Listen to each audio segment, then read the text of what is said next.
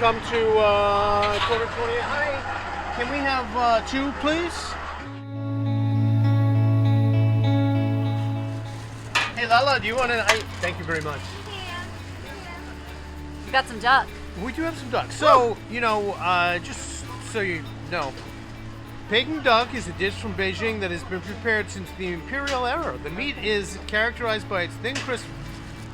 Yeah, I see. Yeah. If you get. If you need to know, there's info on the box. If you get a 2-pack, you get this. If Okay. you get the big pack, you just get styrofoam. Oh. And oh my God. You've been doing such a great job. Yeah. Would you take a bow? Take a bow, he says. Why, yes, I will. Thank you so much. And what a bow. Ooh, it's warm. I just want to. Cold hands, my cold hands. Just gonna hold it. Mm-hmm. Not that you can eat it.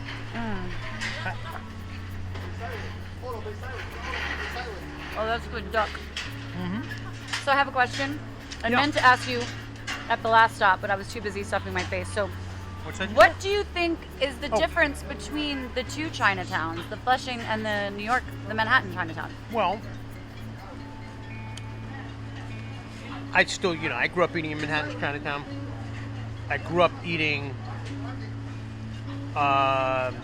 rice rolls in Manhattan's Chinatown at a divey little coffee shop. But Manhattan's Chinatown is a lot more touristy.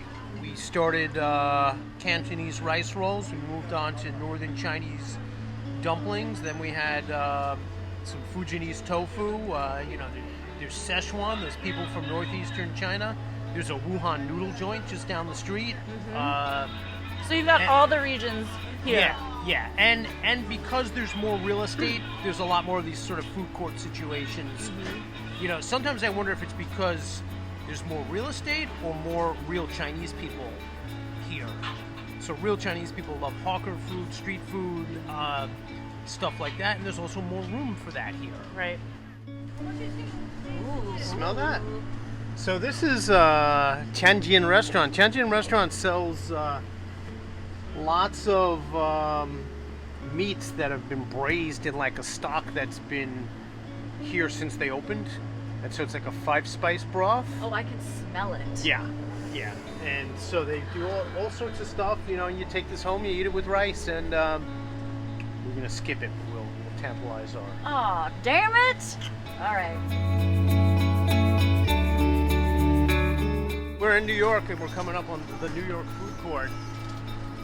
Our second large food hall stop. Do we call it a food hall? I don't know. It says New York Food Court. Let's call it a court. I've lost track of what stop this is, but I'm surprisingly still hungry, so I'm really Good. appreciative that we've been pacing ourselves very, very well. Yes, we have. All right. So New York food court, lots of food from all over. I think we'll try some pork and crab soup dumplings. Oh, absolutely we will. Are you sure? I'm pretty damn sure. I'm going to say yes to that, yes. Excellent.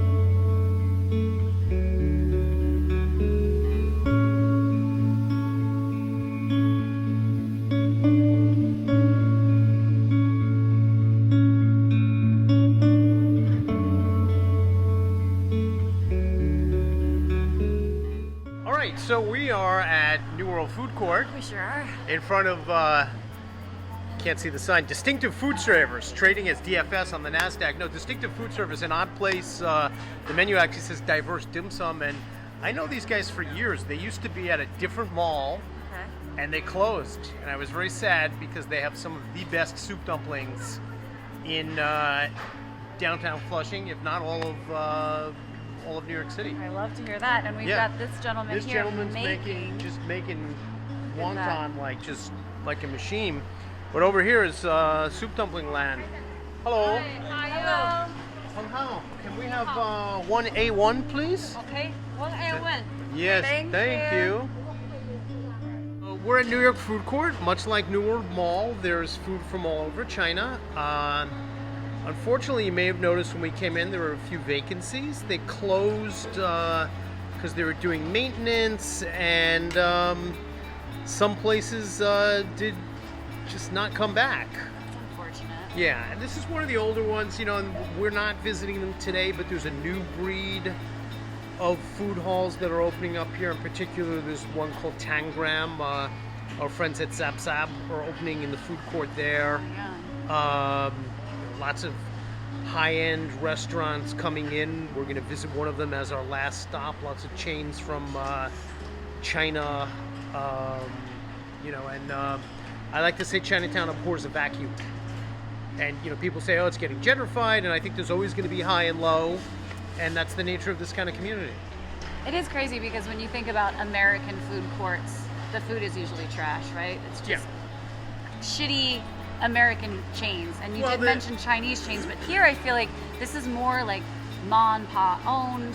It is, but sometimes there's no kind of curation of these places. So there was a third one that wasn't far from here. It was in the basement of the supermarket, and the only criteria to be in there was paying rent. Okay. So like all of the same places that were in New World Mall, like it was like almost like a carbon copy of it.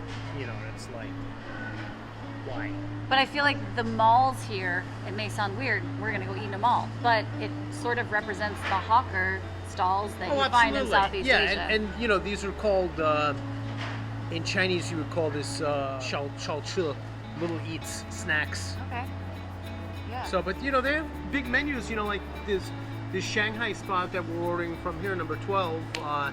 In addition to soup dumplings, you know, they have like, I don't know, 50 things on the menu, something like that. A lot out of one tiny little stall. It's a lot of food. 我的蟹卵包，谢谢。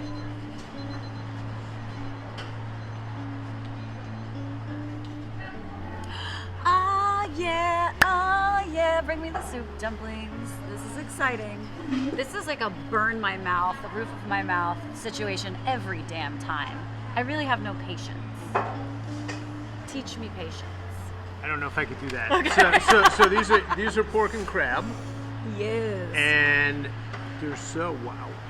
I'm gonna burn myself picking it up. See? So they're almost translucent. You can sort of see inside. So it's a little like playing Operation. They give you these comically small spoons. I know, so right? What I like to do is put it in the leave it overhanging like this, and you can bite a tiny hole in the side And slurp the soup, right? and be like a soup dumpling vampire, and otherwise you're gonna burn yourself. I know. Well, I'll probably burn myself anyway. Let's be honest.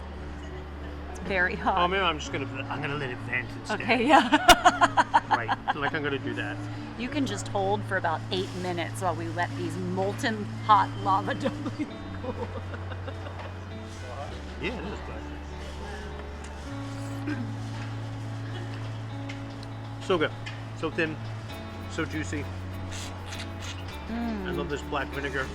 See if I can do this.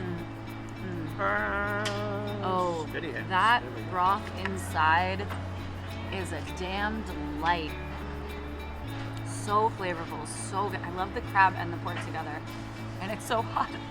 But yes, black vinegar. So you know how they get the soup in there. Why don't you give the people at home the why while I eat this? Sure. So it's a gelatin. So they mix it with the filling, and when you steam it, it liquefies. Right.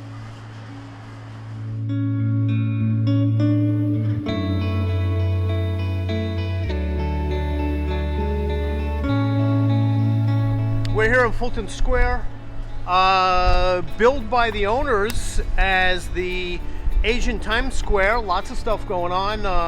Nansang Xiaolongbao. I think Flavors of New York fans know that place. Lots of stuff, but We're gonna try Jiangyan. It's a place I have not been to. It is Szechuan, and honestly, I forget the other region, but I'm excited.